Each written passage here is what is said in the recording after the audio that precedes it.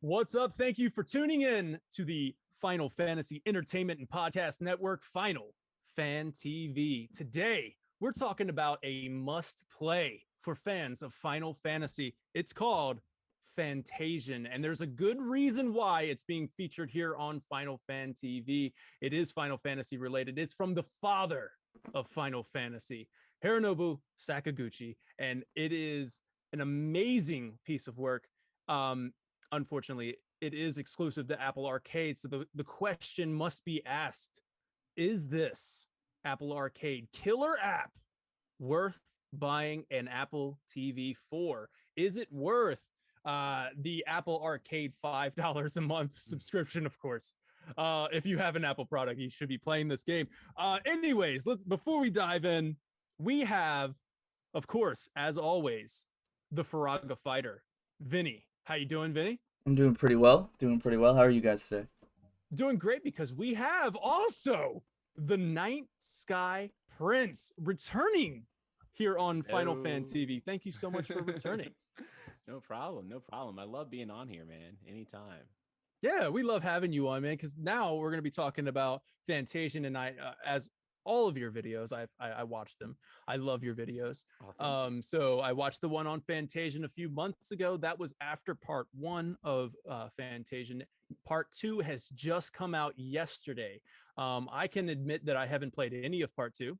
Yeah, I Um, haven't touched it yet. I haven't touched yeah, it yet. but we have played part one. And to throw a little hook into this conversation to relate to your side of things. If you're a viewer and you've never played Fantasian, well, Vinny, you've only played the opening segment, I believe, of Fantasian.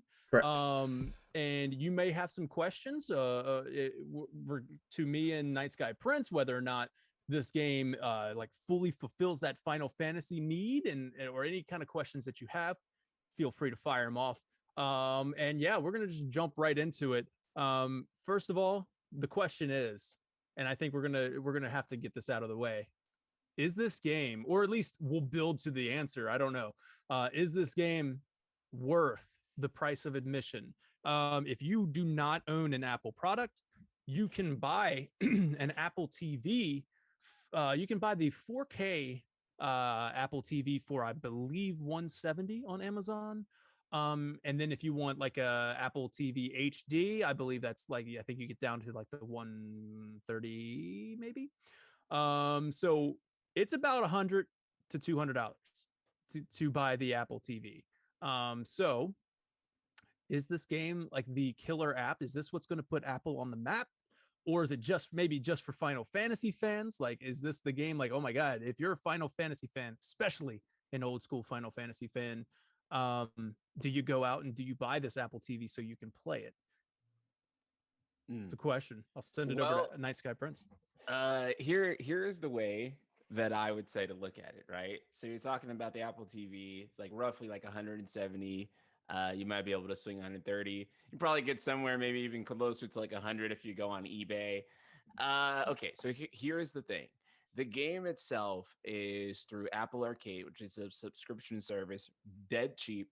It's one of those things that's so cheap you can literally forget that you're being billed for it every month because it's only $5, right? Right. It's and it's actually not a bad service at all. The only downside to the service literally is that it's locked to Apple devices. But as a service, it's actually a pretty good service. You have cloud saves. So remember how I lost my phone in the river? Yeah. Like one of the first things I thought of, like when I was like, oh my gosh, that's like my save file for Fantasian, right? I was like, oh no, I lost in the river. No, it backs up all your save files through cloud automatically by default. So all your save files are backed up. Put it on my new iPhone. My Fantasian save file is still safe. Uh, and so there's the cloud saves. There's also the fact that you're getting full games and not microtransactions. No gotcha. No worrying about pulling for like a PNG of a waifu. None of that stuff. You actually get full length video games. Matter of fact, for $5 a month, we're getting a 40 to 60 hour full length Final Fantasy game, right? So Yeah. I mean, for the Apple TV, I mean, even if you pay like $170, I mean, what did you pay for, the price of the last like Final Fantasy Collector's Edition that you bought? I Mm. know, I paid $300 for the first class edition of Remake. So, whatever you're paying for these Final Fantasy Collector's Editions, if you think about it, Apple Arcade and the year of the subscription is probably still less than what you paid for like your last Final Fantasy Collector's Edition. So in that sense, it is totally worth it. And after you're done with the game, you sell the Apple Arcade, the Apple TV, There if you you want, go. There you go. and you make the money back. So what Yeah, I sure. yeah, I mean like yeah, it's just like it's a good deal really if you think about it. And also the fact that you can play these, it's not just limited. Apple TV is like the cheapest way to play it, right? But it's also worth noting that if you have a MacBook or an iMac, basically any Apple device will Mm-hmm. essentially, or any recent Apple device, I should say, will run the game. So it doesn't even have to be like an iPhone or a MacBook or anything like that. You can just own any Apple device, and for the most part, Yeah, yeah. yeah, and I play on Mac. So being able to get the play it on the Mac, it's a MacBook. It's very easy controls. You can still use the touchpad just like you would on like your phone, I suppose. But for both devices, you can use a DualShock or any kind of controller that you can connect Bluetooth. Right? Yeah. Is that right on the iPhone side of Yeah, things? yeah. So Yeah. basically, I played it like a console game, right? So I had like a Hmm. crazy setup. So I used the Reflector app, which is an app that allows you to mirror your iPhone screen to your computer. I then turn off all Perfect. push notifications and everything so nobody can distract me. And then I use my DualShock 4 to my controller. So it's on my computer monitor and I'm just looking at my monitor playing and my phone is kind of like my phone It's is just like your the console. tower. It's my console like running the game, and that's it. And I barely even notice that my phone is even there because it's just like on my computer screen. I'm using my controller, and that's Yeah. the ideal way to play it. Other than that, even Sakaguchi himself, he plays it on an Apple TV with a controller. So With the controller, yeah, yeah. yeah, definitely. It feels like the controller is how this game was meant to be played. When I have a few like little gripes here and there with the game. Sometimes the controller feels like it's pulling you in the direction that you're not. Like the gameplay itself feels like you're pulling in a direction that you're not actually going, Mm. especially when the shift in camera angle happens. But that's so minor that it's really not that big of a deal. But with that said, playing with the controller is the way to go. And yeah, I agree with Night Sky Prince on this one. um, Even if you want to get the HD version of the Apple TV, even though this game looks amazing on 4K, because thankfully I have this MacBook is able to play it at 4K. Not the highest resolution of 4K though, but it is a 4K, and it looks amazing. It looks beautiful. The worlds are great. We're going to talk about diorama in a second, and yeah, it looks beautiful. So I agree with Night Sky Prince. Go out and buy the Apple TV, play this game, and we're going to tell you why. Go out and buy the Apple TV, and if you're done with it, sell it, and you'll get your money back. And you'll be happy that you did. You'll probably have lost about maybe like, I don't know, 30-40 bucks, but that's what you would have paid for Fantasian in the first place. And yeah, it's a beautiful game. So let's talk about why we think Well, I have a should win. question first. Yeah, Um, absolutely. are you familiar with BlueStacks? Yeah, I Yeah, am. I am. So now, would you be able to download BlueStacks and then use your Apple account on BlueStacks to download Fantasian and have BlueStacks act as your Apple device? No, because BlueStacks is an Android emulator. It's So strictly Android? Okay. yeah, it's strictly Android. So Are there any yeah, emulators that are available to act as N- a iOS? no, because the No. way I don't think so. I feel like Apple would in shut the. fact, you really can't even emulate like Mac OS too well. Like I think like the Mm. graphic like hardware acceleration or something that would prevent games and stuff from running actually Mac emulation is even shut off. They design it this way on purpose, actually, so that Hmm. you will have to actually buy Yeah, them. Yeah. yeah, they're very uh, much like Nintendo, right? Like, so there, yeah, if there's somebody out there trying to get, if there's a way to play it without actually having the proprietary device, I think they're going to find it and shut it down. Okay. They're kind of like Nintendo on that kind of in that I, front. I was just trying to mm, figure out maybe a cheaper option for people That who would, yeah, yeah. That was a um good question. I didn't know for sure. Like it yeah, is Android based.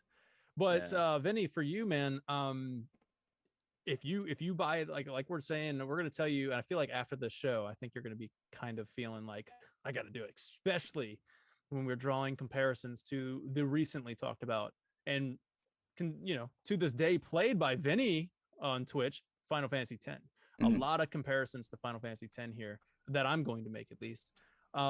And so yeah, I'd like to dive right into that. So speaking of Final Fantasy X, if I had to like pitch this game to you, Vinny, and mhm, to the viewers right now who are asking, okay, Fantasian, you're telling me it's worth going out buying this Apple TV. Um, what is it? If I'm a Final Fantasy fan, right? I'm making this suggestion to Final Fantasy fans, fans of the PS1 era, fans of Final Fantasy X, and so in particular, if I pitch this, I would say that Fantasian is kind of in an alternate timeline. Like we had Final Fantasy X. This was the Final Fantasy X. Like let's say that Sakaguchi didn't make Spirits Within, and he, you know, helmed Final Fantasy X. like this is Right. his game, right? I would say this is it right here. This is the Final Fantasy X. It's got that evolution in combat for you, where it feels like conditional turn-based. I would just call it conditional turn-based because you can see the turn order in the bottom right of the screen just like you could in Final Fantasy X in the top right. And certain moves affect the turn order, and just like in 10, where you're developing a strategy in order to take down bosses. And the cool hook to this one is that makes it feel unique is that you can slash through enemies where you can actually even curve the line sometimes to grab the enemies in the back row, which is cool. And so that's the hook of it all, right? So you can curve your attacks, you can a through line attack, um, and it's got that Final Fantasy X flavor to it. Um, Mm. the only thing that I would have to say, I would have to turn this over to Night Sky Prince when it comes to later on in the game, because I would say I'm about 3/4 of the way, maybe midway, 3/4 of the way through part Mm. one. Um, my question would be, does it become even more strategic? Because I just got to a boss where I was like, if this is where it's going, this is going to be great. um you can actually plan or time your attacks with timing of their animation, Yeah, you know. yeah. And like That with that that guy with boss was amazing, man. Oh my god. I know the exact boss you're talking about. So for chat who maybe doesn't know like what we're talking about, there this is the spoiler-free version, by the way. But Mhm. there is this boss, right? And he opens his mouth and he like keeps opening his mouth. And you have to time actually hitting the attack button while his mouth is moving in real time in order for the animation to strike the boss at the exact right time. And It's a knight I've that never jumps up in seen the that. sky and it comes Yeah, back down. Yeah, I've never seen that in any turn-based game ever, where I actually have to time an animation. Normally, yeah. it's a phase, right? And Hmm. it's dependent on how low the boss is or how high the boss's HP is, like vice versa. But no, this is actually you just have to time the animation that is looping, and at the right time you have to hit it. And so that was like the coolest And that so was from thing. a character named Cheryl, and like her Yeah. attack is a knight that jumps up in the sky and like comes back down, just like basically like a dragoon thing. Mm. Um, so what that and it reminds was me of her. to I guess anybody who's played 8, that sounds similar to Squall when he goes to attack. If you Yeah. press the action button at the right time, it'll land as a critical hit Mm. if you're timing with his sword slash animation. So, but that seems like a more um intuitive way too. Yeah, it Mm. keeps you engaged in the fight. And like Better than if a I'm drawing QTE. comparisons, yeah, and like to draw comparisons back to 10 again, one of like character specific strategies. So like Cheryl is the only one that can do that attack. So when it gets to Cheryl's turn, it keeps you engaged, like, okay, I need to plan my attack so that way Cheryl can have her knight jump down and when the mouth is open type thing, and then maybe have Leo take out some of the drones in front, right? Mm. And it reminded me of the Final Fantasy X boss. Like it reminded me of that strategy. The drones in front are buffing the boss, and like they're adding these status elements and stuff. Mm. Um, and that kind of reminds me of that. I was actually going to ask Night Sky Prince on like late game. Does this continue? Does this strategy type thing continue on throughout the game, or is it just kind of for this own one boss? Oh yeah, no, it definitely continues. It definitely continues, and it only gets more intense, and the bosses only get harder, and you have to think your Nice. strategy. And as you get more options, of course, then you actually have more things that you can do. And then in part two, I haven't touched part two yet. I'm hoping to do that this weekend. But basically, in part two, they're adding the skill tree and stuff like that. So Yeah. um, It's that's becoming yeah. even more like Yeah, 10. it's becoming even more like 10. And then they're also adding, you know how like you were saying that like it's honestly almost the exact same battle system as conditional turn-based, minus the ability to curve the line and do all the AoE stuff. But Mhm. they're also adding the ability to switch party members mid-battle. And so I actually think, dare I say it, I actually might like this battle system more than 10's Mm. now at this point, because now that they're adding the ability to switch party members mid battle, which was something that it was missing over 10, and you can do the stuff where you can curve the shot or you can do all the AoE attacks and stuff like that. I'm Mm. actually getting that to a point now where it offers me everything Final Fantasy X did, and maybe a couple of other strategic options too. And a lot of the party members that you get late game, they have like a bunch of cool just very diverse attack sets, and every single character is literally different. Mhm. It's crazy. And then I also So think too, character based stuff is going to continue. I just wanted to like clarify that. So like Cheryl yeah, doing that one, because that was the one thing that I was like, I love 10 for the fact that like Waka's your range, Lulu's your black mage, and like and there's enemies that's specific to these characters that they're better at taking down in 10. And I was hoping that Fantasian kind of had something similar. yes, it Yeah, does. In fact, it's every single character remains unique throughout nice. the whole of part one for the most part. Hmm. Every single one is just its own character, and you need that character at a specific time. And because of that, I was always like, man, I have really hoped that they add character swapping to part two, because I'm like, all of these, like, I was like, there's no way you can actually decide which character you need. And since the first half of the game is pretty linear anyway, it's not a big deal, because the game always gives you the party you need, because it at the first part basically is pretty linear, and then in part two we get access to the airship. We're going to be exploring the Hmm. overworld map and doing all that stuff. So It's exciting. mm, Also to keep that comparison going, the reason why it feels so familiar to Final Fantasy X is that the battle director Sushida is actually in charge of the battle, or at least he was in charge of he had some say in the battle system in Fantasian. We found that out during our interview with Sakaguchi. And when I brought up like the 10 flavor, Sakaguchi was like, that's funny that you say that because there's a reason why.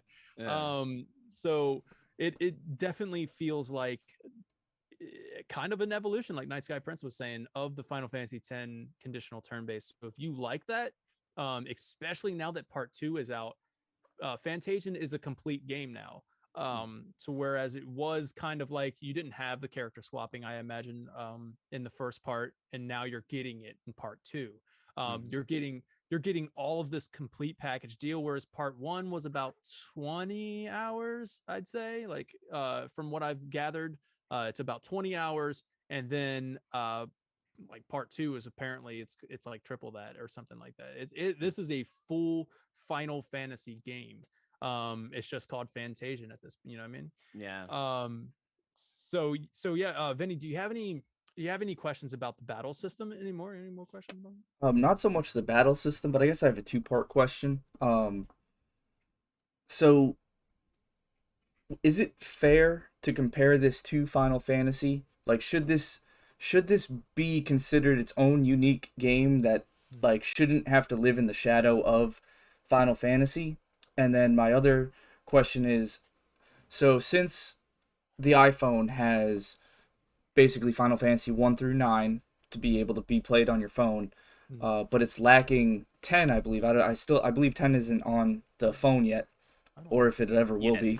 Yet. Yeah, yet, Yet. right. So to piggyback off that, is Fantasian a good substitute for somebody who just wants to play 10 on the go, basically? Hmm. I would say so. I wouldn't even like call it a substitute really. I would say that it's good enough to stand next to 10 really as its own Hmm. game.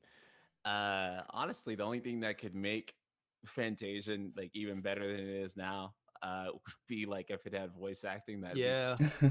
But Sakaguchi Tsunomats. actually, yeah, yeah, right. Yeah, no, Sakaguchi was like, no, he like he really wanted to stick to sort of tradition actually, and not include voice acting. Because to my understanding, I think Apple totally would have paid Hmm. for the voice acting if he wanted it, but he at least from my interpretation, it seemed like they probably would have. But it seems like, yeah, no, he said that negative space was a big thing when I interviewed him, and allowing the player to sort of inject like their own voices and their own characterization to the characters, which I think to a great success. Because I don't know about you guys, but I actually really like the characters in this game. They're actually Me too. very, yeah, they're Yeah. really cool.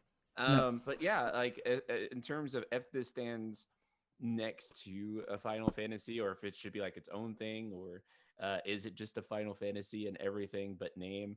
Uh, okay, like to be honest, in terms of the way I think of Final Fantasy, I would definitely say that this is more of what I would call Final Fantasy than some titles that actually have the name Final Fantasy in them. if Right. we're if we're being completely honest, right? Yeah. But This is very much the Sakaguchi brand of yeah. Final Fantasy. Yeah. Oh, 100%. Yeah. And And and I don't think that's a negative. If No. anything, that would be a solid selling point. right, Right. right. Um, And in a way, it's more like, to me, it's not like saying that, oh, this doesn't stand on its own apart from Final Fantasy. It's more like this is what Final Fantasy is, almost in a way. I don't want to say supposed to be, but supposed to be. at Like its core. this is the creator sort of giving, Right. like, his style at its peak. And it's what he can uniquely offer, and what, it's kind of what Square hasn't been able to do since Mhm. he left. Not to say that all the games are have been bad, or not great, or even legendary. Obviously, I love 14, and that came quite long after Sakaguchi left. But it is uniquely his style, and I Yeah. think if you grew up with the Final Fantasies of yore, if you grew up with 6, 7, um, 8, 9, it has that exact same magic to it when you play it.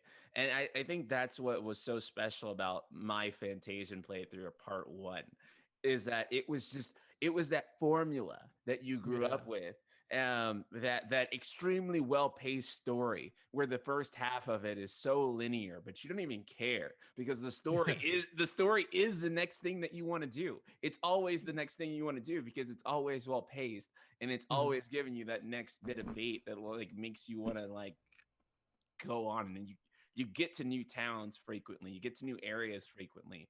Yeah, And that's a big plus for me too. Like mm, we talked about and sorry, I just want to no, jump no, on that no, real please, quick. yeah, go. We talked about that last week during the Final Fantasy X 20th anniversary thing with Soldier First Class, we were talking about how Final Fantasy X is super linear. Like, there's no Mm. doubt about it. It's more linear than 13, and it gets criticized.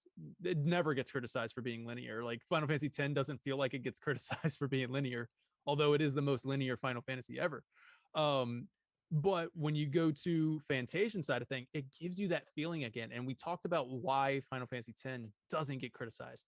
It's because like the world and the visual aesthetics they're just beautiful. I Mm. made the comparison of like it's like driving down the boulevard with top down, right? Like you're still going point A to point B, but the top Right. down and it's beautiful outside. You get the wind blowing in your hair type thing, right? Yeah. And that's how Fantasian, it brings back that feeling. They spent, and I watched this in your video. You were talking about how they, how developers spend so much money on a freaking tree, like you're just like Yeah. you must look at this tree for 25 hours. But whereas Fantasian, I mean, obviously they put so much work into these dioramas.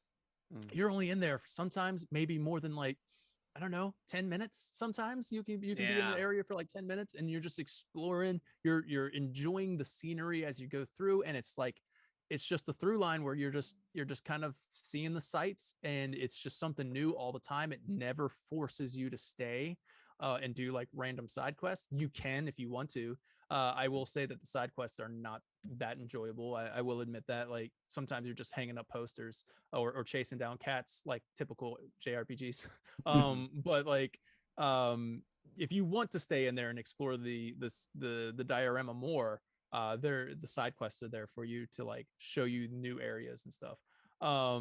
But yeah, you're just constantly moving forward and seeing the next beautiful diorama, which is another like driving force of this game besides Mm. the story. And you just kind of want to see what the next artistic direction goes. And that's really cool. It kind of has that harkens back to Final Fantasy X, where you're just constantly moving through these. Like Kilika was awesome, but hey, you're only in there for like a couple minutes. Like Kilika Right. looks beautiful. We're not going to force you to stay here. We're just keep Right. moving. So it kind of Yeah. has that same thing. As games got more expensive, they forced you to stay in the same area for longer, because Right. that's the only that, I mean, like, it's like we can only afford this many areas, so we have to like pack those environments and make you stay in them for longer. And I almost feel like that's part of why JRPGs have kind of like not really felt the same as they used to, is because they Mhm. used to be able to create so many different environments, and you'd be able to go through them so quickly that it would always feel like something new, and you were just on this grand adventure. And Mhm. every time you sat down and played the game, you'd unlock a new area, you'd go somewhere new. And you just really don't get that anymore, because Yeah. making a single environment is so expensive, so time consuming, so taxing to do, that like, lo and behold, we have things like something like Remake being split up into multiple parts, just because of Yeah. how expensive it is to We create made that this world. city. Yeah. You're going to live in it for a little while, please. Right. There's a quote. There's actually a quote from Otomo Toriyama. This is actually about Final Fantasy 13. Mm. And I'll never forget this quote. This quote's 10 years old now, and it still has stuck with me. And he was asked about why there were no towns in Final Fantasy 13. And he Mm. said that HD towns are too expensive to make. There it is. Yeah. Yeah, he said it's too expensive to present towns the way we used to with Wow. HD graphics. And and I always joke too, because I find it funny, because they went from HD towns are too expensive to like making like Remake, for example, which is like a gigantic HD town. The largest town ever. Yeah, but Get ready to part two, where yeah, Chocobo Farm is the size of the Final Fantasy 15 map. right, exactly, right. No lie, it is. I did the But math. oh, that's right. I saw that video too, where you actually did the math.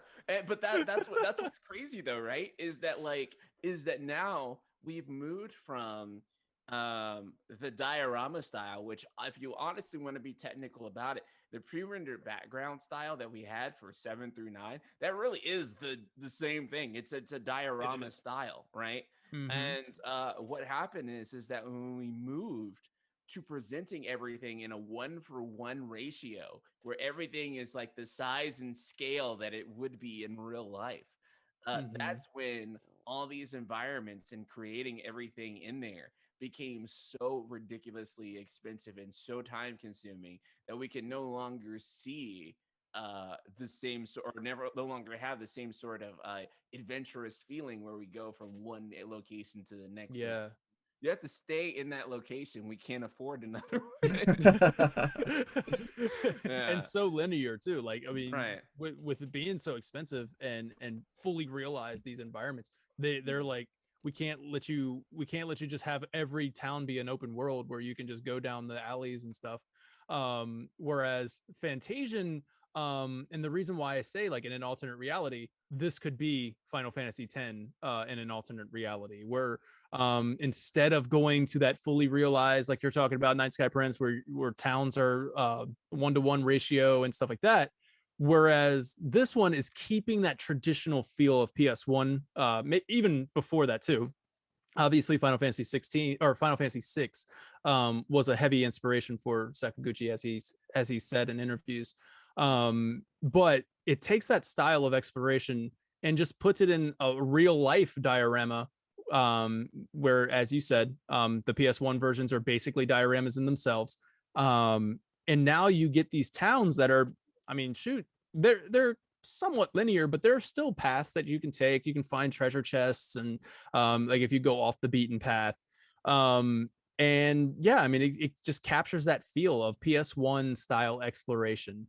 But yeah, so if we would, if Vinny, do you have any? Oh wait, you know what? To answer your question, Vinny, you said, does this have to live in Final Fantasy Shadow? I like what Night Sky Prince says, where this is side by side with Final Fantasy. I like to say it lives in Final Fantasy's light. You know what I mean? Mhm. So. Mm, yeah. Yeah. But yeah, I mean, like, you know, this is the creator of Final Fantasy, so this, I don't know if it's like if it's not wrong to draw this comparison. I mean, this is obviously, if Sakaguchi wanted to make a Final Fantasy game, you could easily slap Final Fantasy on the title, and I would believe it. You know what I mean? This is a Final Fantasy game, Right. in my opinion. If it was called Final Fantasy, like it had the name in it, then there would be nothing in there that made me disagree. I would just be Yeah. like, why? I'd just be like, why didn't they put chocobos in this one? And Yeah, there you go. Yeah. that would pretty much be it. Why is Cure Um, not healing? yeah, Like, yeah. I did it like Uh, 3 times, man. I put Cure on somebody like 3 times. Like, how come their HP's not going up? I'm so confused right now. oh god, that's like the It- worst part of the game, actually. the magic is called heal. You need to use heal to restore HP, and then cure to remove like status elements. Final Fantasy's done that a couple of times too, right? Like even in 7, I think there's like some localization like weirdness between two similarly named materials that I can't think of right now. But it's like the Mm. Final Fantasy's done that before too. Just to throw you off. It drives me up a wall like when that's the case. And like if you There, play like SMT and Persona, like a lot of the old Final Fantasies at like the Dia spell. Well, if you know mhm. Dia and like SMT or Persona, that's like actually your heal spell. So I was like, wait, what am I playing? I'm like, Wait a wait, sec. okay, wait. Trip me up for just a second. Yeah, that happened to me like when I was doing like the pixel remaster. So I always get like Oh, by that. But this game does have a Sid in it, Thunder Yeg. Yep, it does. It's a SID Sid. yeah, it does. It's definitely a Final Fantasy, and I Mhm. don't think that Sakaguchi has ever like really shied away from his post Final Fantasy games being like, this is Final Fantasy, and Mhm. I'm just doing it my way, and I can't call it Final Fantasy for legal purposes. But if you still want Final Fantasy done my way, then I'm still making it, and I Mhm. think that he hasn't really shied away from that. I mean, he's made some titles that that are clearly not Final Fantasy. Like I think the last story when you play it, it's Mm, not necessarily as Final Fantasy as something like Lost Odyssey. Whereas Lost Odyssey is like, yeah, this is a Final Fantasy, but it's not named that. And so mm, I do think that he is not shying away from the idea that there are still a lot of people who want Final Fantasy the way I used to do it, and this is what that is, and it's for that audience. And let's just be frank, yeah. we still want that shit. We still want it. We still We want still want it. Yeah, it. we do, man. Like I still crave it. There's a Yeah. magic when I play Fantasian that I just have not gotten in so long. It's a very Yeah, it specific type really of is. formula. Yeah. Yeah. Um, It really does capture that magic. What's up, Mm. Vinny? so like after playing Final Fantasy 1 Pixel Remaster and playing through Final Fantasy 10 again through the HD remaster with the arranged soundtrack and the updated soundtrack from Final Fantasy 1, um I I love the redone soundtracks, and Mm, that's I'm Mm. realizing more that the music is something I find myself looking for in Final Fantasy games as well. How is like Fantasian's soundtrack throughout the game? Like, does it give off the same feel that Final Fantasy does? Does it pertain to the situation? Does it move you like some soundtracks from Final Fantasy has? I mean, I know Night Sky Prince will probably be able to touch on this for later in the game. But for me, I just find it awesome how you can hear like subtle hints, sometimes subtle cues to like a Final Fantasy like a song, a track. I can't remember what track it was, but it was on the ship in Fantasian pretty earlier on. Um, Oh. and when there was like it was Yeah. like kind of hustle, or like you're hustling during like this like a little intense scene, and there was just like a little note that played. I went, that was Final Fantasy 7. Like out of nowhere there was like a Mm. Final Fantasy Uh-oh. 7 little and then You're like that was it. you're gonna I get And I know was the like, Sakaguchi in exact moment trouble. you're talking about too, yeah, because yeah. I had that exact moment. You- I had that exact moment, and You're I was like, wait a second, you're gonna get wait, Yeah. Sakaguchi in yeah. trouble. He's gonna get there's just a subtle flavor of like you can hear Final Fantasy within the veins of the soundtrack. Yeah. But it is very much like unique in the way that its style, and I can't even like pinpoint the style, but there is a style to it that Mm. I wouldn't go as far as to say this is like Umatsu's greatest work. I wouldn't say that. I Yeah. would say that it is a really incredible final piece. If this is to be truly his final soundtrack that he composes fully, I would say this is a beautiful send off. I wouldn't say it's his best work, like Final Fantasy 7, 8, and the those days are still going to be top notch Umatsu, but Mm. this is still a beautiful one. And they have some vocal tracks. Like there was a vocal performance about on the ship actually, and I was Oh like, yeah. wow, this is great. What do you think, Nice Guy Prince? I adore the soundtrack. I'm right there with you, where I wouldn't call this like Uematsu's like magnum opus in any regard. Right. But there is a certain charm and uniqueness to this soundtrack. It just it has its own swag to it. It's got its own like, I don't know, its own flavor to it. A lot of the instruments that he uses that just feel like, oh yeah, Uematsu would choose these type of instruments. Like that's just what it feels Yeah. like. Mhm. Whenever like a lot of the music track plays, and the vocal themes too. I can't remember the actual name of the song, but I know it's supposed to be like, I want to say it's like Kina's like theme or something. That and It's yeah, that's what like Kina. yeah. And Because oh it's my god, Destiny. that song It's is Destiny.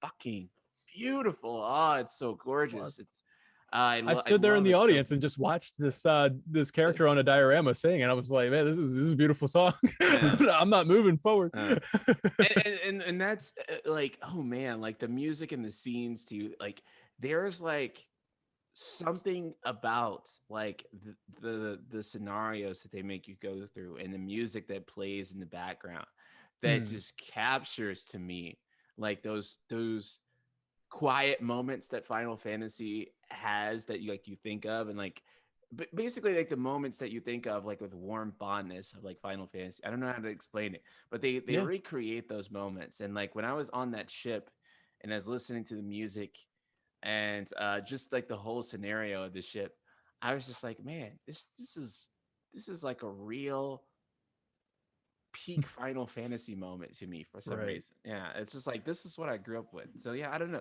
The soundtrack's amazing. Maybe not peak Uematsu, but it is really great. And I promise that a lot of the bangers will be stuck in your head for sure. Mm-hmm. Agreed. Agreed. I can't wait to get a little bit later on when the because the story is picking up a lot for me.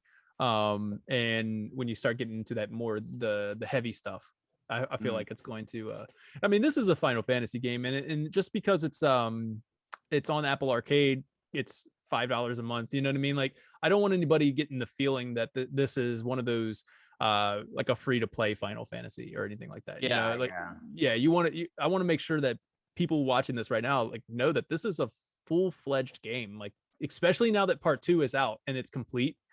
This is full-fledged, this is full Mm. on a full-on video Mm. game. That's like the hardest sell about it is that people think like, oh, this is like some kind of like gotcha, or this is like some basically they think of the things that they associate mobile games with, With and mobile, they yeah, think right. that like I'm like, no. You could like literally put this on a disc and call it like like if you wanted to call it like Final Fantasy 17 and it's like nostalgic, like like kind of how, what series am I thinking of that did like a nostalgic version as like a mainline title?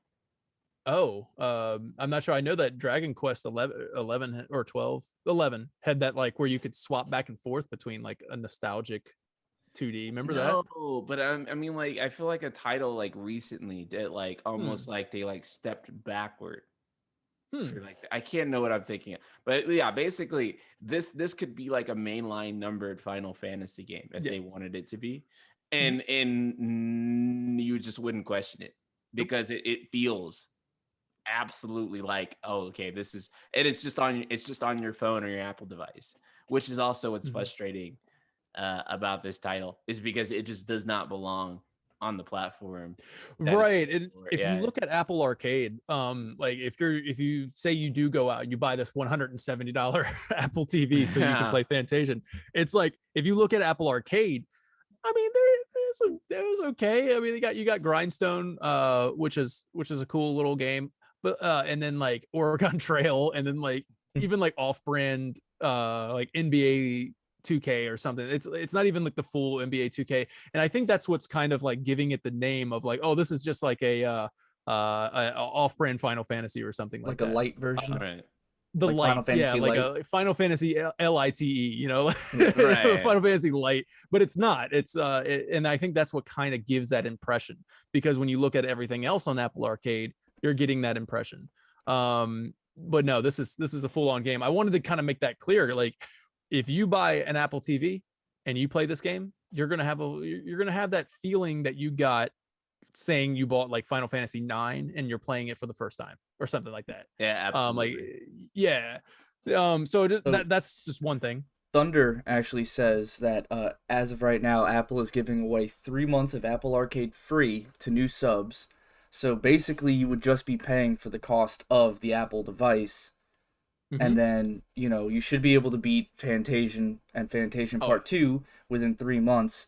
Cancel your subscription, and sell then the and Apple then TV. sell the Apple TV, and then basically just pay like 30 Yeah. bucks.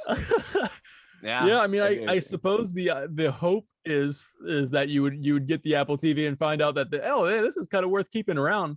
Right. But yeah, I mean, in that case, absolutely you can do that. And you should do this. It's very it's great. Night Sky Prince touched on a little bit of the characters. I wanted to kind of talk about the characters as well. Leo, Kina, and Cheryl. Right off the bat, let's talk about them. They got that classic like a love triangle thing going on, Hmm. and it's just so fun. Like their interactions are so fun. I got to one point. Well, I don't want to spoil anything, but yeah, it's just they have that comedic. elements to it, such as like an old school Final Fantasy would throw in that those comedic hooks and the characters' relationships. Yeah, you definitely get that in this game. Yeah. Now, are Yeah.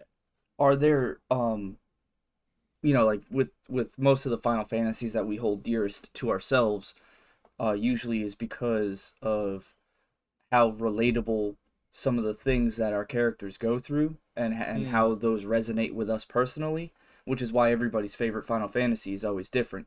It's not like unanimously one game because each game speaks to somebody differently.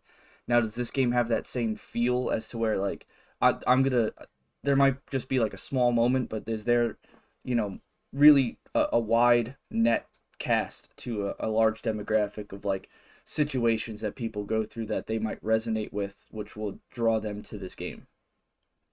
That's a great question. That's type of stuff I like to talk about over on my channel.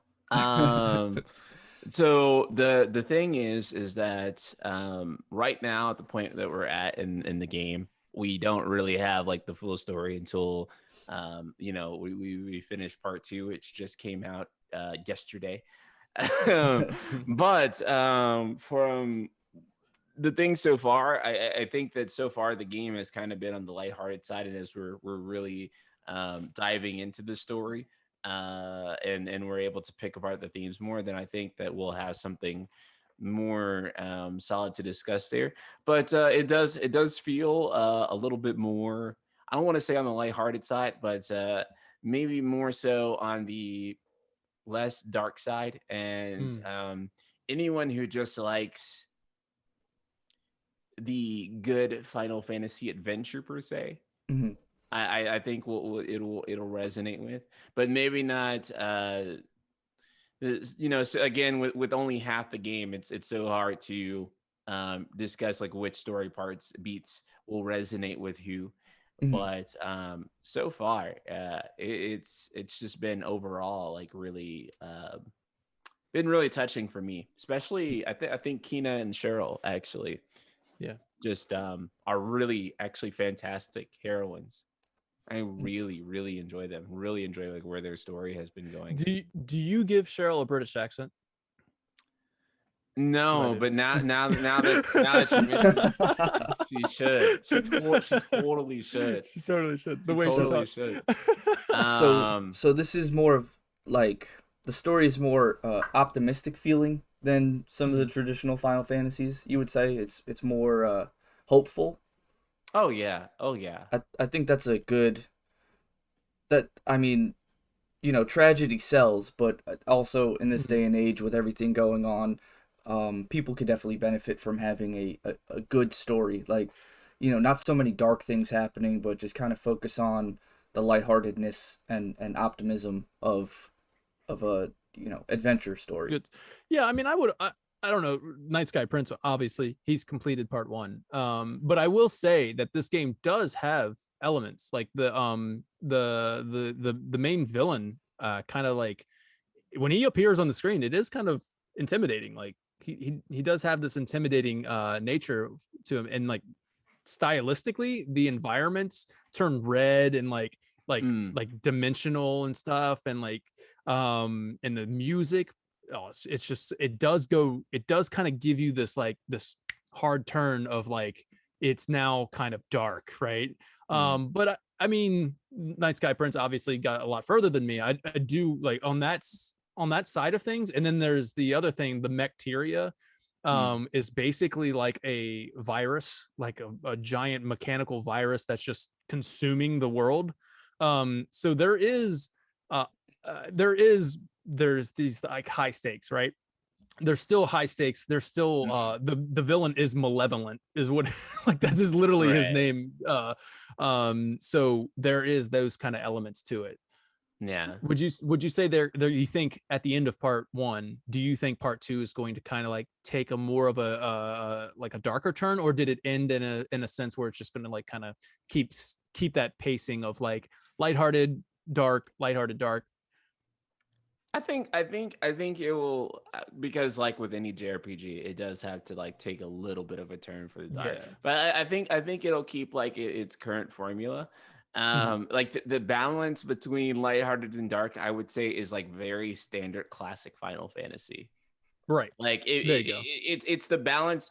If the same balance you'd come to expect of like from Final Fantasy, that's pretty much exactly what it is. Like if you think of like standard Final Fantasy, and really, I guess if you think about classic FF, the only two that really dip out from from that formula and go into like the way dark territories, maybe 6 and 7, but for the most part classic Final Fantasy is not really that dark. And so other than those two titles, and so what you would expect from 1 to 10 minus 6 and 7 is pretty much what you're getting from Fantasian in terms of tone. That's a good drawing the comparison, especially 6. Obviously, like I said, Sakaguchi mentioned in the interview that Final Fantasy 6 was his main inspiration for doing this in the first place. Playing Final Fantasy 6 on a live stream. So it does have that feel of like camaraderie between friends and stuff that Final Fantasy 6 did, all the while having like this, there is an overarching theme or tone, like a dark tone going on, but it's not really focused on as much, I guess. Yeah. But I am really excited to see if the full story, you know what I mean? Like to see if these characters are going to relate on that kind of level. I can say that I love the characters. I've already like grown attached to the characters almost immediately, which is great writing. And so I'm really excited to see where they go from here. I'm attached to them. I will say one flaw. It might not even be a flaw. It's just what you're used to. I mean, Leo has amnesia. Yeah. It's just kind of he doesn't remember. it was definitely a Sakaguchi-ism for him to like have amnesia or to do an amnesiac protagonist. And it's more like, I know like a lot in chat probably thinking, oh, like it's like a Cloud Strife thing, but it's more honestly more than just Cloud Strife, because honestly even after he left Square, he still kind of used that trope for things like for like Lost Odyssey, for example, where Kaim also has amnesia. It's just become like a standard trope for him to use. Terra wakes up from wearing the crown. Oh yeah, I don't remember anything. Yeah, Terra having amnesia. Isn't amnesia also a plot device in Parasite Eve? Yeah, and technically 8 too, because oh my god, GF made me forget. Right. Yeah. So it's like the most common Titus. Oh yeah. Since Toxin got my head all funny. Yeah.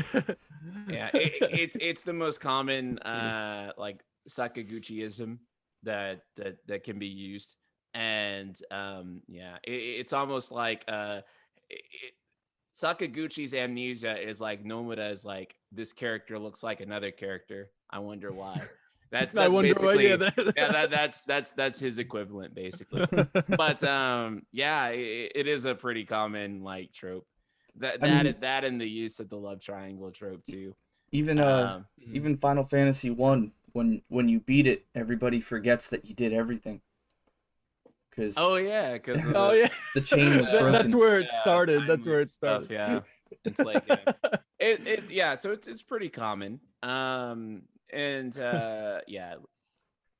do you guys think of Leo as protagonist? I thought Leo, like you said, you kind of get that generic at first, but I liked as I'm going on hearing his backstory with his father and his mother. I can't go into like spoilers and stuff like that, but I thought Leo was pretty good. I thought he was kind of, I don't know. I like the character. Yeah. What do you think, Nice Guy Friends? I like him. I don't dislike him. Okay. I think my favorite character thus far is actually Cheryl. Mine's Kina. Kina? Yeah. Oh, we have to beef on Twitter now. Uh-oh. We're starting the shipping war. Let's go. Let's go. I think he's personally a good opening hour protagonist, but I can't really speak on him past that. So yeah, I know. I'm Team Lena. Yeah, Leo. I don't think from what I played in part one, I don't think he's anything special per se. But Right. he's very inoffensive, and compared to some of the protagonists that we've had throughout like Final Fantasy, let's just say, uh, which have not always been as great. I'd Is he say better than Vaughn? he's better than Vaughn. Okay. Yeah, no, okay, Like okay. in my head, I was thinking like I was just like he's better than Vaughn and Lightning for All right, cool. sure. Horrific Disaster says best girl in Fantasian is Sarah from the prototype screenshots. To be honest with you, I I haven't couldn't seen him tell you. either. Yeah, Yeah, I I have haven't seen. not You have a seen him. link? Yeah, if You you have have a a link? link, that would actually be really Yeah, cool. can you link that Yeah, in chat for us, please? Yeah. I would love to see it. But yeah, no. So Kina so far, I like Kina, but like I said, man, every Yeah, character there we go. I've kind of grown attached to. Whereas Leo, I feel like I inject personality into Leo, if that makes sense. You know what I mean? Like I kind of put my own personality in there. Oh, Um, that's funny. That's Sarah from Terra Wars. In oh, from fact, Terror, like I his mobile game. Yeah. yeah, I don't know these other two characters. I don't think, but I'm willing to bet they're also from Terra Wars. Oh man, you know what? The fucking awesome man is that they took a Terra Battle. I'm sorry. Well, Terra Wars is like a spinoff or whatever of Terra Battle, but I wish that they would take Terra. Could you imagine if they did like a remake of Terra Battle? It was Terra Battle Oh. 2, I believe that Sarah. Mm, Could you imagine if they did that same thing and like remade it in this style? How Is amazing that would yeah. be. A so lot of people didn't get the chance to play Terror Battle. Yeah. this image that we're looking at right now, is this Terra Battle or is this Fantasian? No, it's It's fan. Fantasian. Yeah. It's a prototype of Fantasian, but right then they didn't have like the character designs or anything finished. So it looks like they're just using Sarah as like a placeholder. They do stuff like this all the time. Like if you saw like the early like builds of like 13, they were using like 10-2 character models because none of the Mm, character models for like 13 were like done yet. So they were just using like the previous placeholders. games models to just fuck around and like sort of build out exactly like what it was that they wanted to do and prototype that so that when Mhm. basically when the time comes you can just put the actual game's character models in and the programmers can keep working when they don't have the actual assets to use in order to like while the game is being developed. Dude, I love this. Horrific Disaster is really kind of like giving a little bit of backstory on this. So basically, Terra Wars was a canceled project. Terra Battle 2 failed. I think Sakaguchi was trying to innovate in the free to play mobile game. And then Terra Wars eventually became Fantasian. And Terra Wars was actually using diorama backgrounds concept early. And that carried over into Fantasian Oh, after that's securing a right. funding deal with Apple. So that's really cool. I didn't know That's, that. I love that info. that's Thank you for that. awesome information. Oh Yeah. my gosh, that's so right. I completely forgot about that. That's Yeah, crazy. we have another But yeah, link. that's so true because I remember seeing the footage for Terra Wars. And Terra Hmm. Wars, I'm gonna be honest with you, the gameplay for it when I was looking at it and like the diorama and stuff, it did not look nearly as good as like what Fantasian does now. Hmm. It looked I just found the trailer. Oh my gosh. Yeah, yeah. This is so crazy. In fact, some of these environments, I think, or the concept for them got used. Hmm. Here I'll actually share the trailer for that in the chat. But this is actually crazy. Like if you go and look at it. So sometimes when games die, something better sprouts from it. One example I think of is Silent Hill, the room or whatever, the one that got canceled, and then it just opened the door for so many people to make their own versions of that style of game. Mhm. So um, yeah, I mean, seeing images from Terror Battles and then Fantasian, I'm really glad we got Fantasian and not Right. Terror Yeah. Battles. Yeah. Yeah. I liked what they did. Looks like in that trailer that you sent, it looks like they were trying to go with even like claymation or not claymation, but like actual real life models Mhm. And I'm glad they opted to go for more animated characters. Yeah, 3D Uh, models was the better choice to go for the character models. yeah, Yeah. and it does, honestly, it feels just like your traditional Final Fantasy game. And like we talked about a little bit earlier, they were basically diorama and to begin with. Mhm. So yeah, that's really cool. Thank you for that horrific disaster. Thank you for that horrific Yeah. disaster. Yeah. Yeah, thank you for actually That wasn't. connecting those dots, because I Mhm. remember actually seeing that. And the reason I was so interested in this at the time was because the Final Fantasy 15 event happened with Terra Wars, or Terra Battle, really. Terra Battle 2, and they introduced Sarah into Final Fantasy 15. Did you guys play that event? The play Final what? Fantasy 15? The Final Yeah. Fantasy 15 Terra Battle 2 event. No, I did not. No, I didn't play that. You No, didn't play that? It's actually it's no. still in Final Fantasy 15 to this day. You guys have to go play it. Oh, what? It's actually some of the best content in I FF15. oh And okay, and look here. Okay, so here's what's funny. People were actually at mass shipping Noctis and Sarah over yeah. Noctis and Luna, because in the event is like 30 or 40 minutes long. It's not it's like a really short, sweet story. But in that like little short story, Sarah gets more impactful moments than like Luna does in like the whole course of Uh the game.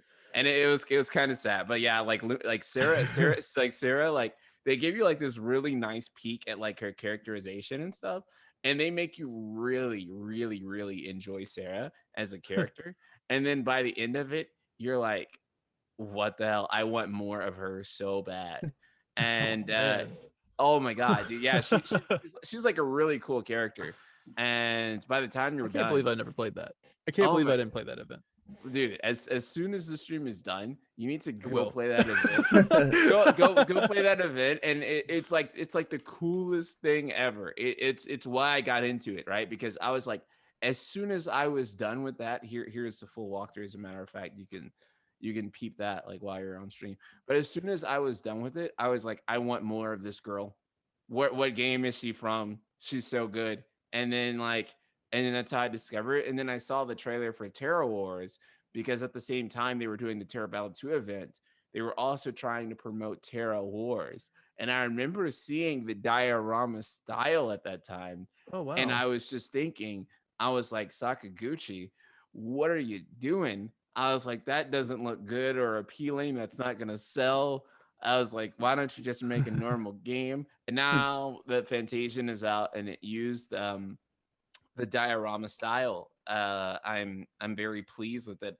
I wouldn't have Fantasian done any other way, because in my opinion, the diorama style is just the best Yeah. way to do. I mean, it's pre-rendered backgrounds, but in HD, and that's what it is. And they just look so phenomenal and so high definition, so well done, that I couldn't imagine uh, picking anything else for Hmm. them. But that being said, I'm still holding out that one day we will see Sarah in her own game. Yeah. Dude, Outside let of me tell you, Terra man, Battle. that trailer, like that little gameplay thing that you just sent in the chat, Yeah. I'm Yeah. excited. I want to play it now. I don't know. I'm on the side. I actually really enjoyed 15. So any excuse to get back into 15, I'm all for it. So I'm excited Right. for that. Yeah, so the DNA of getting into Final Fantasy 15 made the oh yeah. I agree. I am really surprised that with Microsoft and their like conquest for Game Pass, Fantasian would have been a beautiful Oh, addition absolutely. to Game Pass. Like, I'm really surprised that Microsoft didn't fund this or in some kind of capacity, but I guess they tried before. But I don't know. Yeah. Yeah, that's this game. Hopefully it makes its way to other consoles. I doubt it.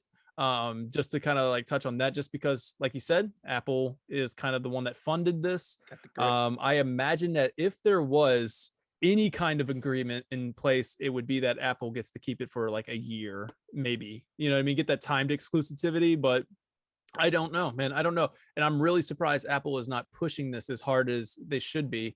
Where it is like technically one of the full length games on their service. Like it is an actual full length game. Yeah.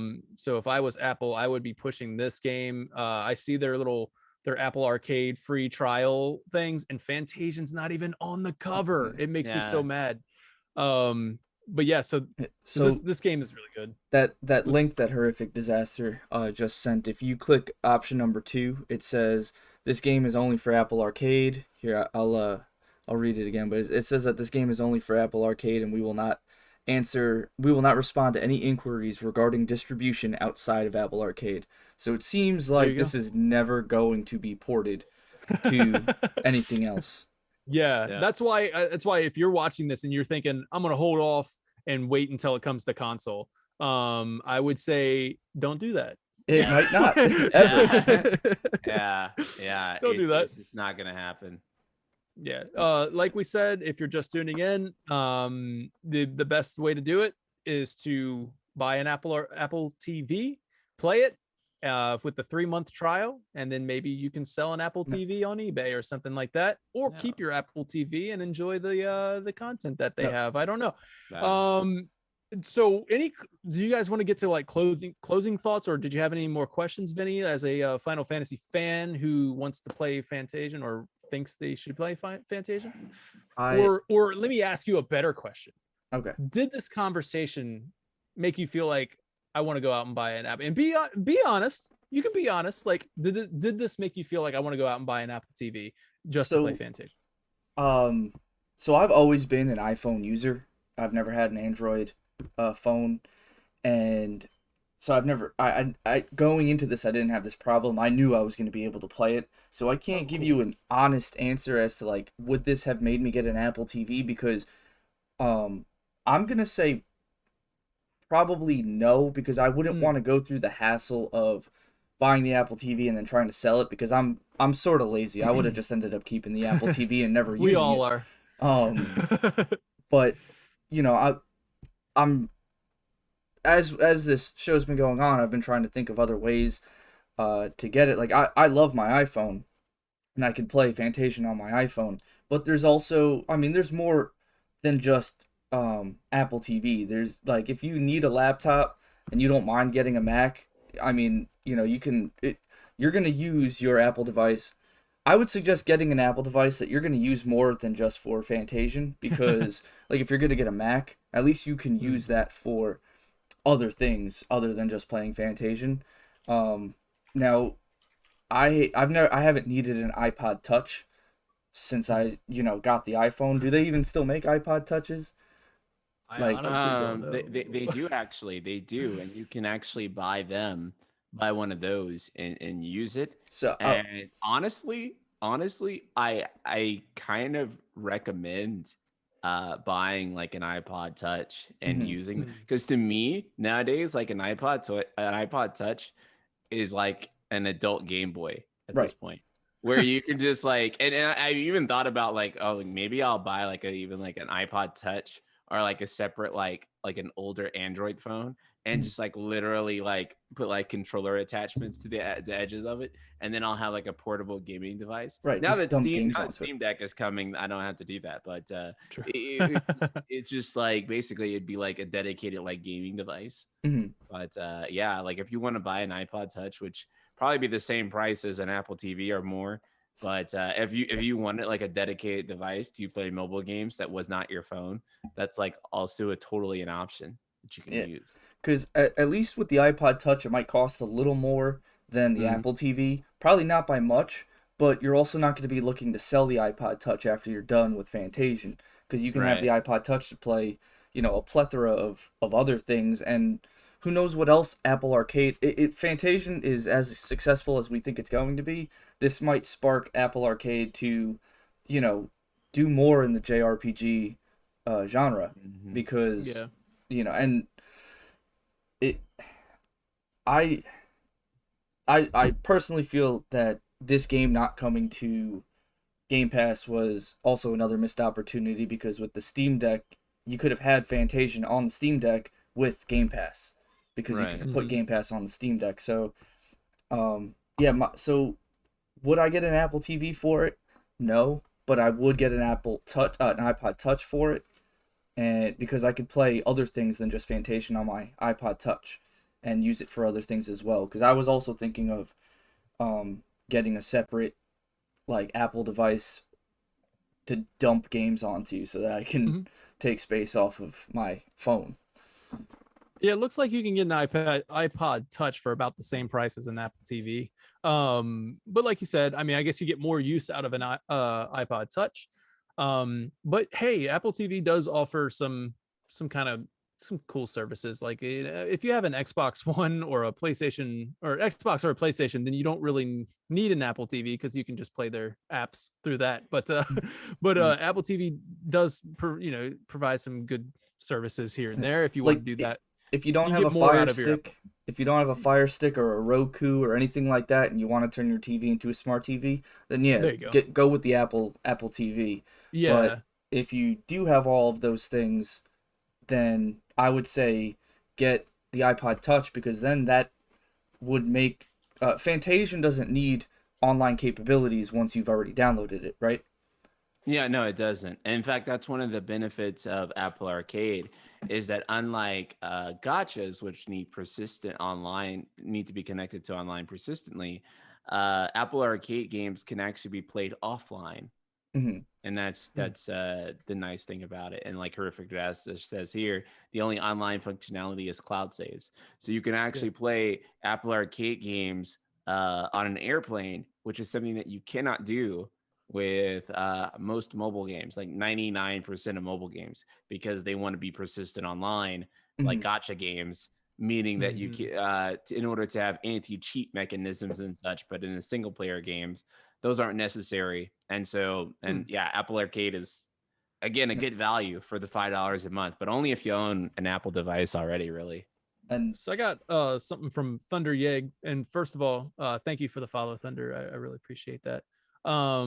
Said I just got an Apple TV just to play this game. I'll see if I can finish it before the 30-day return expires. So like to keep it within the. So then you get then it's free. But I mean that's a really good strategy if you want to use it that way. We're just trying to get people to play Fantasian here. Yeah. Um, yeah, we're not but sponsored by Apple, so my it yeah. doesn't matter if you Yeah. buy their products Yeah, I to mean, us. yeah, like so Thunder, my question to you would be how do you feel about that purchase? Like I'm just kind of curious of like how do you feel you bought the Apple TV just to play this game? Now that you're coming from that side of things. How did you feel about that? What if you don't catch it within the 30-day thing? I mean, part 2 just came out, so who knows if you're going to beat that within your 30 days? Which because part 2 is like 3 times longer than part 1. So curious, what if that 30 days runs up and you have an Apple TV, you played Fantasian on it? Do you feel that your money was well spent?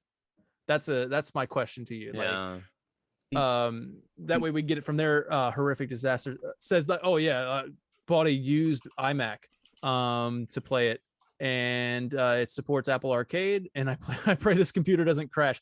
You can probably play it on a low setting. Fantasian does have settings just like a PC game, so you can turn the resolution down. You can even adjust the frame rate to 30. So I imagine like low end Macs or Apple products like that will be able to support it at those settings. Yeah. I'm thinking. I'm willing to um bet anything can run it because honestly, it's like basically the game itself. Like it's never using a full 3D background. It's only mhm, using very simple character model. Well, I take that back. The backgrounds are made of polygons, but they're not because Sakaguchi explained this actually, where he's like, there actually is like the a environments actually wireframe. do actually have like like a wireframe. They actually are made out of polygons, but it's they like 3D scanned the dioramas, and then they actually take the 3D scans, and from that they actually make geometry, and then they Hmm, actually use the scans to project the textures onto that geometry. yeah, So it, photogrammetry. Yeah, yeah. yeah, So so it one should one I don't issue know, you but it's might not. have Yeah, though, you may have an issue at the camera transitions, like because sometimes when the camera like transitions over to another angle of the diorama, yeah, that's when even my computer kind of like sputters a little bit. but I'm also trying to run it at 4K, but 4K 60. So, but like sometimes it does get a little bit, that little twist of the camera kind of gets a little janky sometimes, but other than that, it should be fine, I guess.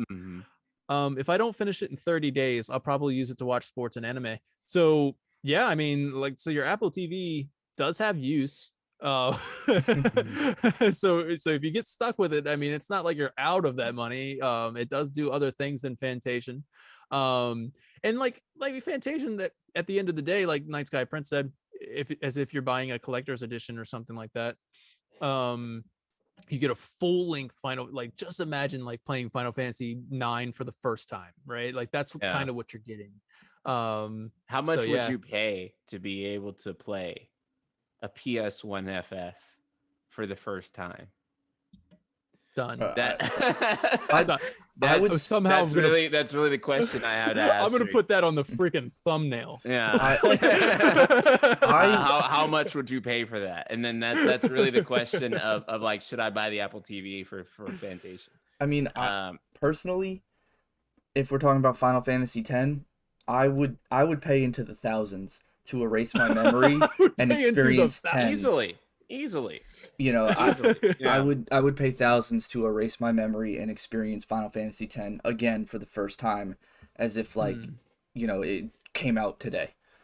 So God, for anyone who would agree with that statement, then yeah, an Apple TV is like nothing to pay for, right? For Fantasian, right? Yeah, it's like nothing. And also, to touch on that horrific disaster, you said the only physical media you can get is the original soundtrack for Fantasian. It might just very well be the last full soundtrack from Uematsu. So that's kind of, maybe that's worth buying too. You know, what happened to Titus's face, or Titus? I call him Titus, whatever. I call him Titus Titus's face. Yeah. What happened to Titus's face? There we go. Get some Titus ha ha ha's going on.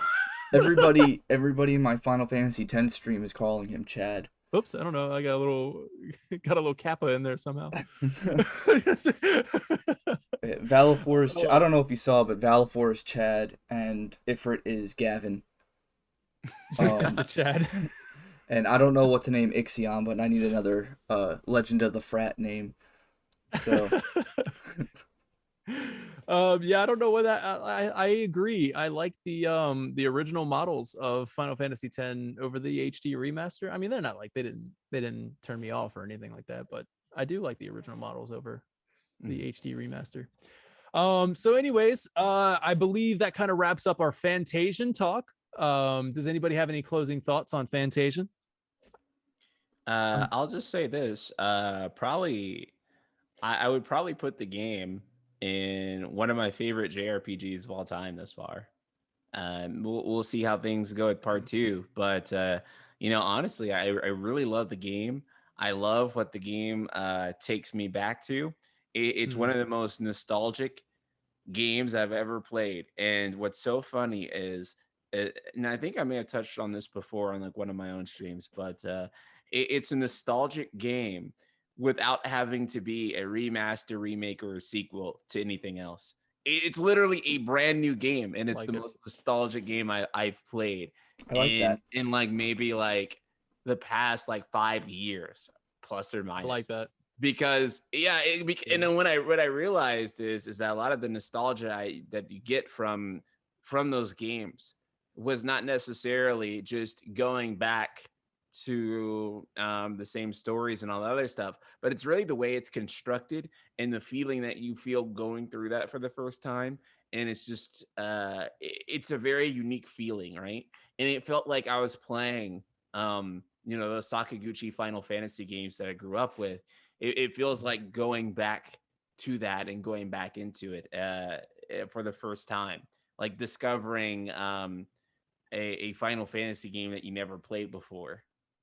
It's just, I don't know, dude. It's magical. It's priceless.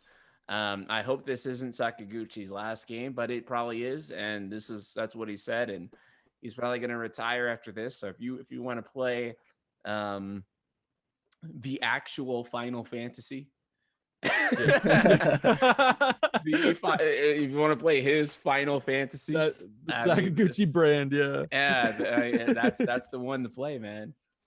Yeah. I will say, to kind of touch on the final game thing. We asked him during our interview with him. We asked him if he could return, and I know Horrific Disaster is kind of touching on this too. If he could return to any one of his games that he's made, whether it be a remake or a sequel. I know that's not his thing, but we just kind of asked him that just to see what he said. And he said that this is going to be his final game. Maybe he's thinking this is his final game. He said, but I've always wanted to work with Toriyama again. That's what he said. He said, so if that did like an occasion like that arise where I could work with him again, they would work on another game. Wait, Akira Toriyama or Motomu Toriyama? Oh, I'm sorry, Akira. Okay. Right, and isn't that's who worked on Chrono Trigger, right? Yeah, that's Dragon Ball Z, man. That's Dragon Ball Z, man. That's Dragon Ball Z, man. Yeah. Yes. So Akira Toriyama, he wants to work with him again, and we joked. He said, "Chrono Trigger remake," and he was just like, like he's just like that. So, the Chrono Trigger remake would be amazing, but yeah. So now that's a way to go out, man. There you go. Chrono Trigger remake. Or like a third, or even like since I know he's not big on doing remakes. Honestly, if he wanted to do like a third Chrono game, that would still be every bit as welcome as a Chrono remake, right? So yeah. Mm-hmm. That would be awesome. So yeah, final closing thoughts. I honestly just I feel like I'm just gonna put it on the thumbnail. I love what Night Sky Prince said. How much would you pay to play PS1 Final Fantasy for the first time? I love it. Closing thoughts is personally, I think the getting an iPod Touch to play Fantasian is more bang for your buck, more use for getting an iPod Touch. Because if you get an Apple TV, you can't play Fantasian on the go, or at least you can't, right? There's no functionality for that. Yeah, so you can I would plug it into a TV wherever you have a TV, I guess. Right. But. So I feel like the iPod Touch would be better, and I'm really glad I waited to play. Not on purpose. It just so happened that I just didn't have the time to play Fantasian. But I'm glad I waited, because now Fantasian Part 1 and Part 2 are both out, so I can play beginning to end through the whole thing, and just really experience it in one go, like it's a mainline Final Fantasy. It's a complete Final Fantasy type game. Mm-hmm. It's a complete Final Fantasy at this point. So definitely, if you can find a way to play Fantasian. That's what this whole podcast was about. I really wanted to bring Night Sky Prince on, so that way it can reach more people. Honestly, Night Sky Prince, he made that video. Go check it out. A full review from Night Sky Prince on his channel. Mm-hmm. And I mean, just go play this game. It's one of the best Final Fantasy experiences you can get, and we're going back to that old school Final Fantasy feeling. It's called Fantasian. But it's everything but name, and that's why it's on Final Fan TV. So there we go. Just wanted to highlight that. So thank you so much for watching Horrific Disaster, and thank you so much Thunder Yeg for being in the chat today, and adding some really cool tidbits there. Don't forget to check out Umatsu's performance on the Famitsu YouTube channel. Will do. Thank you so much. If you got a link, drop that in there too, so I can go right to it. There it is. Also, you knew it was going to happen. So yeah, there you go. So thank you so much once again for watching. Night Sky Prince, thank you so much for being on our show again. I love it. I love having you on the show. Anytime, man. Yeah. All right. Well, take care, guys. Have a great night. Later, everyone.